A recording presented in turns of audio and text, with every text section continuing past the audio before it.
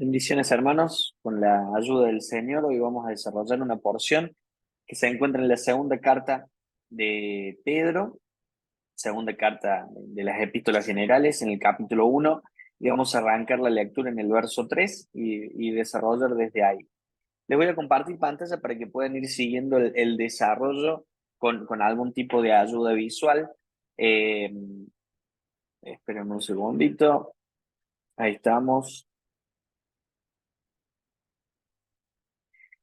Bien. Eh, Acá lo que ustedes van a ver en pantalla es en sí la porción transcripta a un Word y con algunos colores que colaboran mucho a lo que es el análisis del texto. Me gustaría ir desarrollando punto por punto para que puedan entender un poco lo que se ve a nivel gráfico y de esa manera poder avanzar juntos en el desarrollo de esta carta. Eh, Segunda Pedro es una epístola muy particular, es una epístola que por muchos, en especial la crítica, la alta crítica ha atacado mucho, ha atacado su autoría principalmente, incluso muchos han llegado a considerar que no pertenece a aquellas escrituras inspiradas. Bueno, independientemente de los distintos motivos que se han presentado, todo argumento en contra de la autoría petrina de esta carta y de la inspiración de la misma ha podido ser respondido de manera satisfactoria. Hay un cambio en el estilo, en la gramática, en algunas expresiones, no en todas, porque hay muchas que son características de Pedro, pero hay algunos cambios en el estilo de escritura y demás que llaman la atención de la primera a la segunda carta, pero tengamos en cuenta que la primera carta fue escrita eh, por medio de un amanuense, ¿sí? Que fue Silvano. La segunda carta tranquilamente puede haber sido escrita por otro amanuense o por el mismo Pedro, que con su propia mano haya escrito esta hermosa porción. Así que eh, hoy vamos a avanzar sobre la base de que entendemos que esto es palabra de Dios, entendemos que la autoría petrina, la autoría humana es de Pedro, entendemos que obviamente, independientemente del escritor humano, esto es inspirado por Dios, así que avanzando sobre esa base vamos a desarrollar el análisis de este texto. Como todas las cosas que pertenecen a la vida y a la piedad nos han sido dadas por su divino poder mediante el conocimiento de aquel que nos llamó por su gloria y excelencia, por medio de las cuales nos ha dado preciosas y grandísimas promesas para que por ellas llegaseis a ser participantes de la naturaleza divina, habiendo huido de la corrupción que hay en el mundo a causa de la concupiscencia. Vosotros también, poniendo toda diligencia por esto mismo, añadid a vuestra fe virtud, a la virtud conocimiento, al conocimiento dominio propio, al dominio propio paciencia, a la paciencia piedad, a la piedad afecto fraternal y al afecto fraternal amor, porque si estas cosas están en vosotros y abundan, no dejarán estar ociosos ni sin fruto en cuanto al conocimiento de nuestro Señor Jesucristo. Pero el que no tiene estas cosas tiene la vista muy corta, es ciego, habiendo olvidado la purificación de sus antiguos pecados. Por lo cual, hermanos, tanto más procurad hacer firme vuestra vocación y elección, porque haciendo estas cosas no caeréis jamás, porque de esta manera os será otorgada amplia y generosa entrada en el reino de nuestro Señor y Salvador Jesucristo. Por esto yo no dejaré de recordaros siempre estas cosas, aunque vosotros las sepáis y estéis confirmados en la verdad presente. Pues tengo por justo, en tanto que estoy en el cuerpo, el despertaros con amonestación, sabiendo que en breve debo abandonar el cuerpo, y como nuestro Señor Jesucristo me ha declarado, y como nuestro Señor Jesucristo me ha declarado. También yo procuraré con diligencia después de mi partida, que después de mi partida vosotros podáis en todo momento tener memoria de estas cosas. Bueno, esa es la lectura completa de la porción. Lo primero que yo remarqué fue todas las cosas que pertenecen a la vida y a la piedad. La vida, la palabra ahí es zoe, o sea, es justamente, no hay mucho, no hace falta mucho esfuerzo en lo que se refiere al griego.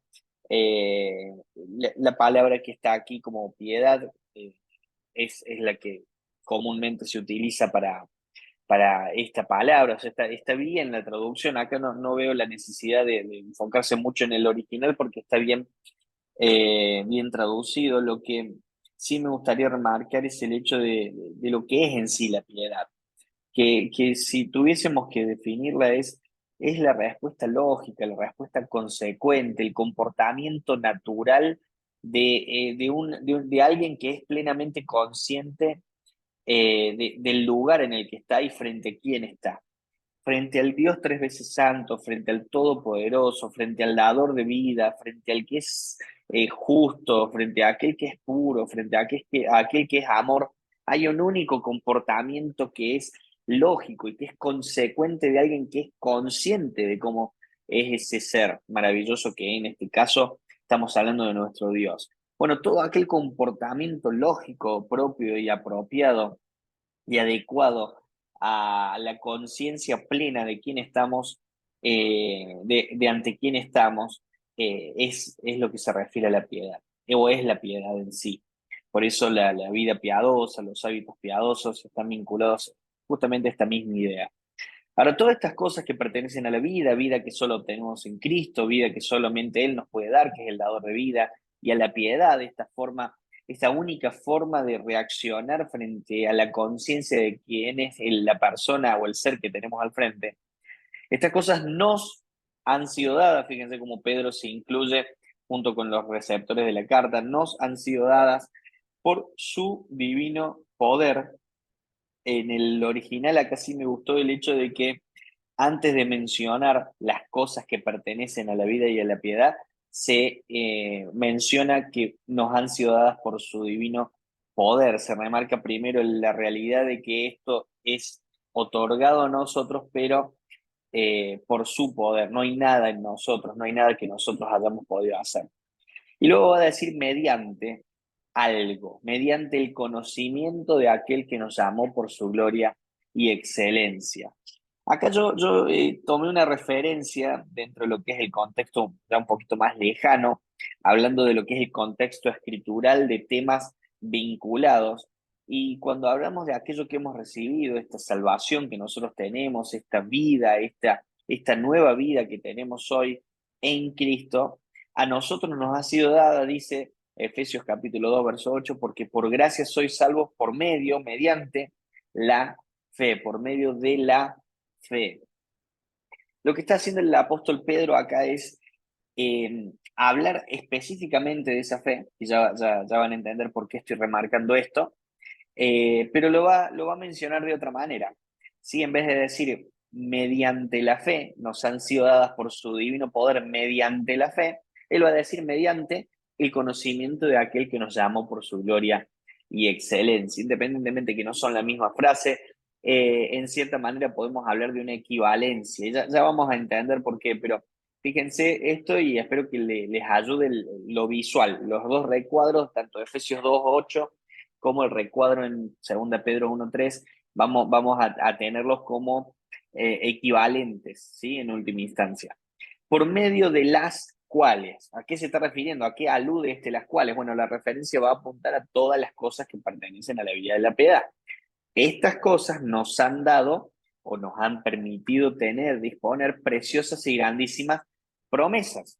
Bien, para que por ellas, ¿a qué se refiere estas ellas? Bueno, a promesas, fíjense el recuadro del mismo color para que ustedes puedan seguirlo visualmente, para que por ellas llegásemos a ser participantes de la naturaleza divina, habiendo huido de la corrupción que hay en el mundo a causa de la concupiscencia.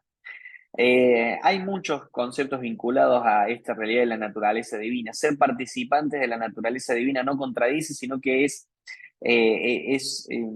una realidad que se suma a la descripción maravillosa que incluye verdades como nacer de nuevo, nacer de lo alto, estar en Cristo, convertirse en la morada de la Trinidad, haber sido hechos nuevas criaturas.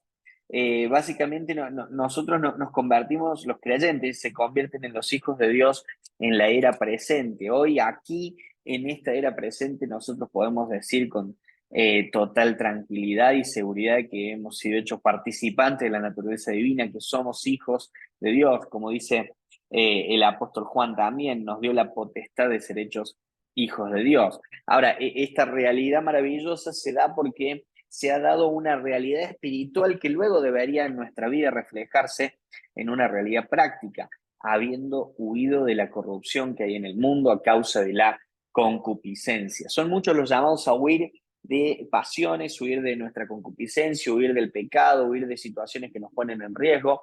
Y todas estas son realidades prácticas que deben verse en nosotros y que día a día, a medida que vamos creciendo y madurando, se van a ver y van a ser más frecuentes en nuestra vida, pero son parte de la expresión práctica de una realidad espiritual que ya se dio en nosotros, y es que hemos nacido de nuevo y eso ha significado que hemos huido de la corrupción que hay en el mundo a causa de la concupiscencia, hemos sido sacados del mundo. Vosotros también, poniendo toda diligencia por esto mismo, o sea, por todo lo expresado en el verso 3 y verso 4, añadid, ¿sí?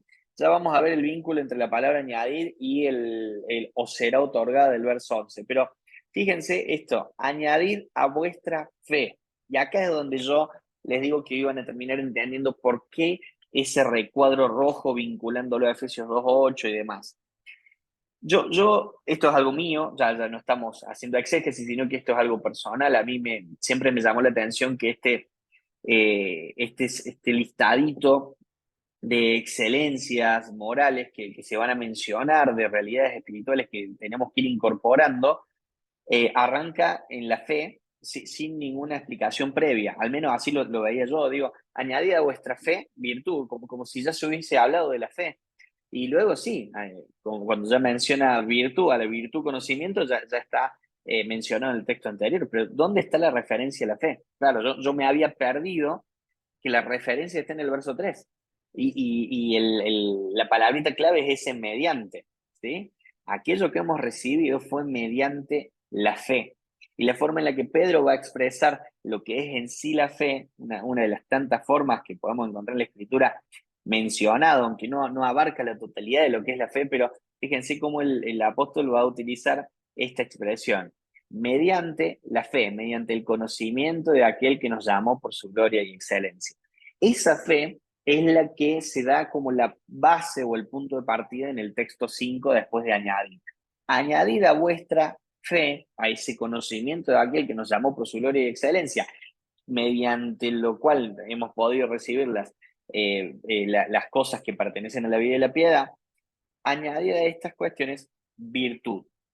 Y acá yo si ustedes ven acá un recuadrito, cada palabra está abajo, vamos a ir un poquito más abajo, y lo que hice fue aprovechar de las herramientas hermosas que tenemos en lo que se refiere al idioma original para poder ir definiendo estas palabritas que se utilizan acá, que el apóstol utilice, que no son caprichosas. Recordemos que esto es inspirado por el Espíritu Santo.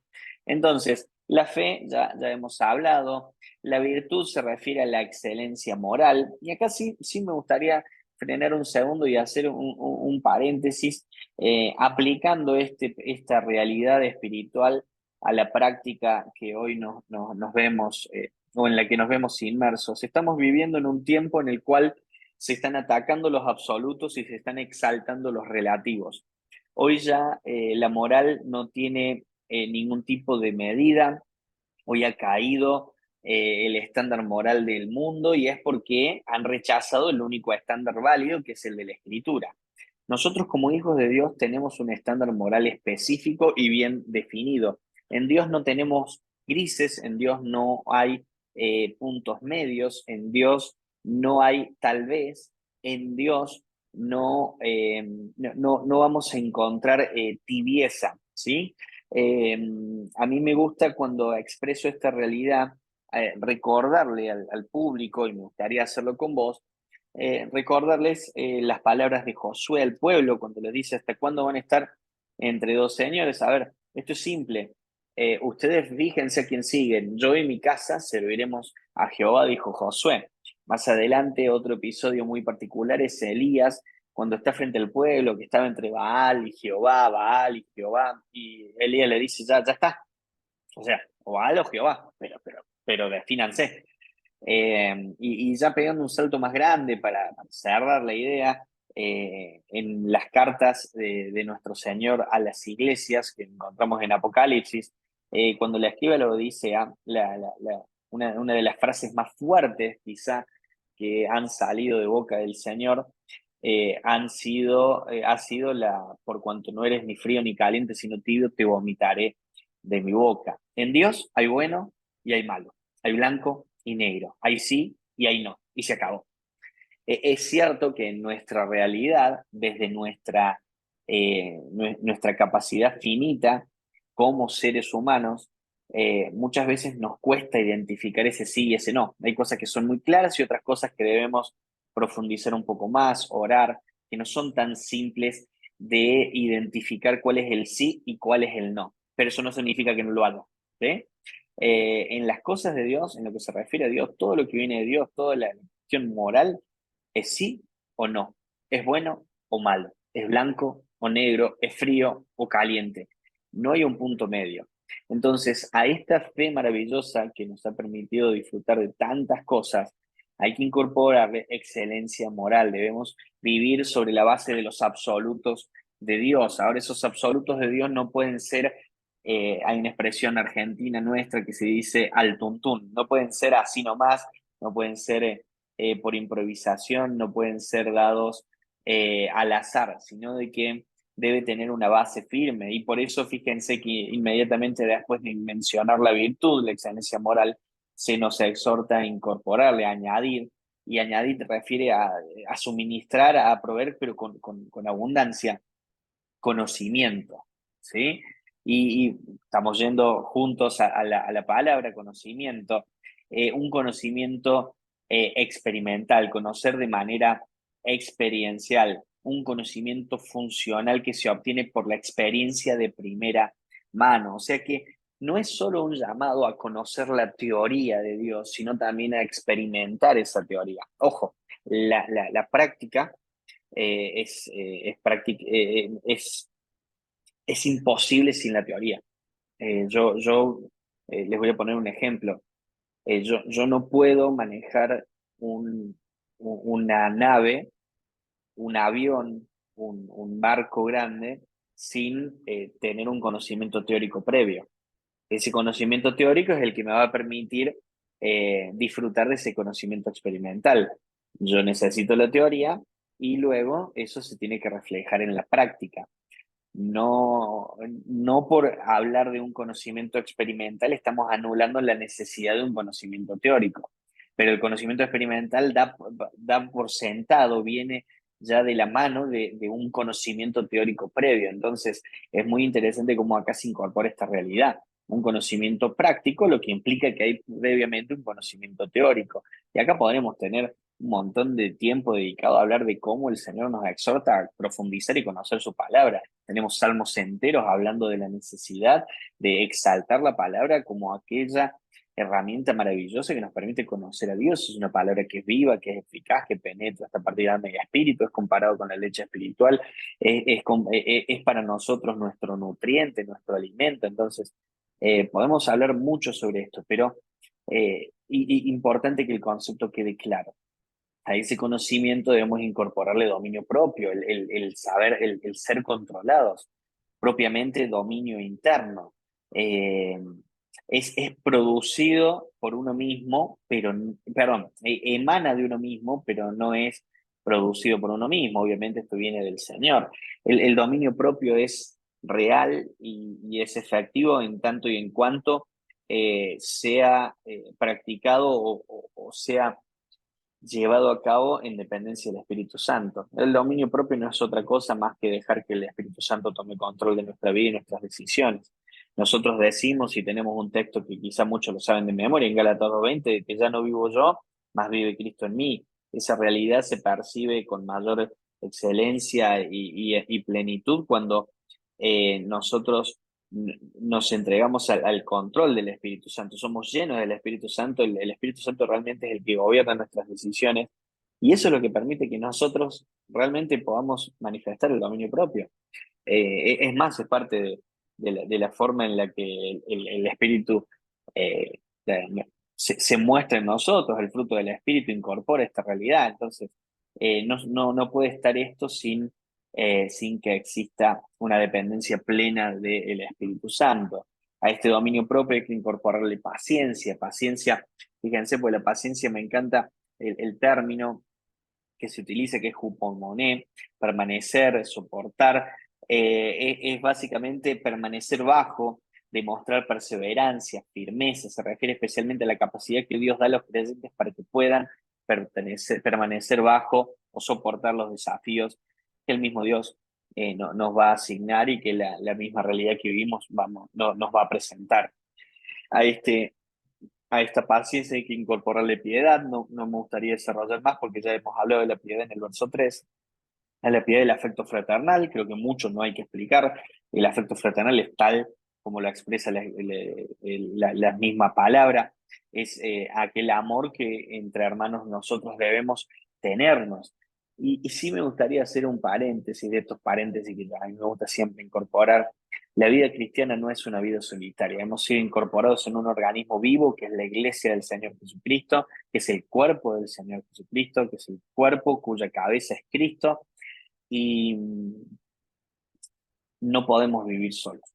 Es más, no podemos disfrutar en la práctica de todas las bendiciones espirituales que la palabra de Dios nos habla hasta que no lo vivimos en comunidad y en comunión.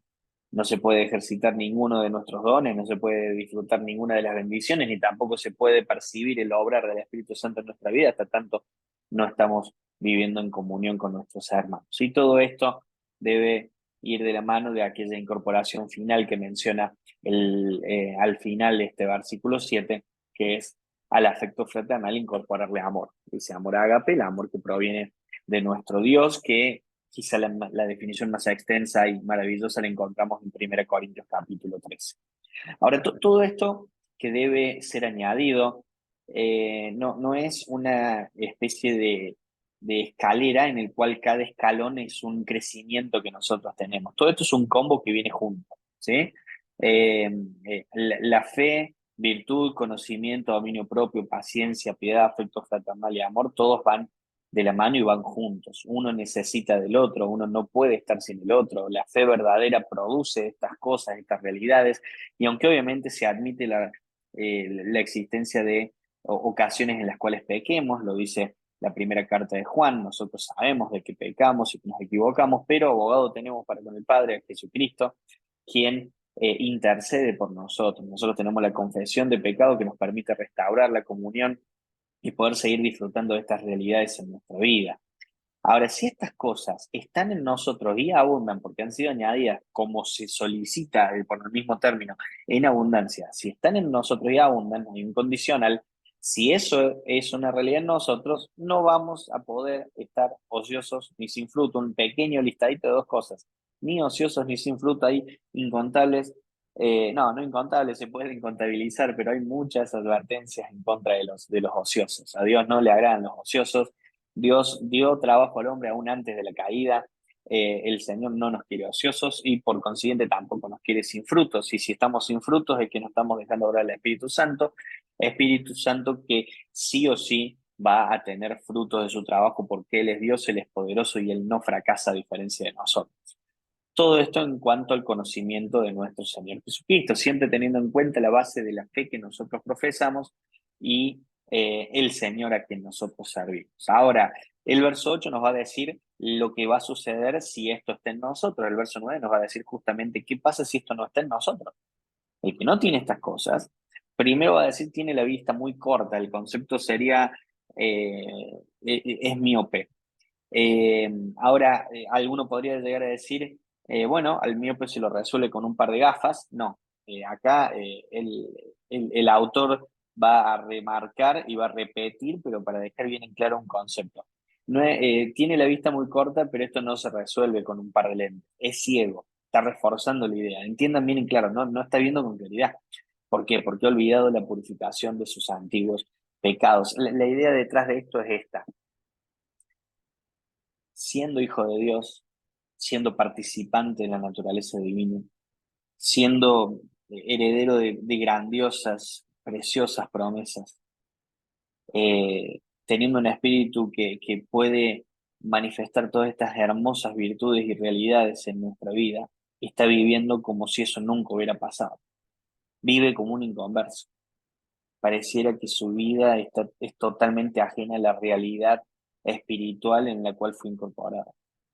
Por lo cual, dice el texto 10, hermanos, procuren estar firmes en vuestra vocación y elección, porque haciendo estas cosas no caeréis jamás. Claro, es difícil que nos deslicemos de la comunión y de nuestra fe cuando esto se da en nosotros. De esta manera os será otorgada, y acá está el vínculo con el añadir. ¿Por qué lo marqué acá? Porque es la misma palabra, traducida en nuestro español de distinta manera, pero es el mismo concepto. La idea me gusta porque el verso 5 y el verso 11 son dos realidades que van de la mano. Ustedes incorporen en abundancia esto en su realidad, en su vida espiritual, y a ustedes les será incorporada amplia y generosa entrada en el reino eterno de nuestro Señor y Salvador Jesucristo. Las dos cosas van de la mano, son parte de nuestra realidad. Eso no significa que vamos a ser salvos si hacemos estas cosas, ya somos salvos, es parte de la base de la fe, pero esto va a ser visible y tangible en esta realidad presente y es increíble el impacto que puede tener en el testimonio, en la evangelización y en nuestra vida espiritual. Por esto, verso 2 y verso 15 es la misma idea.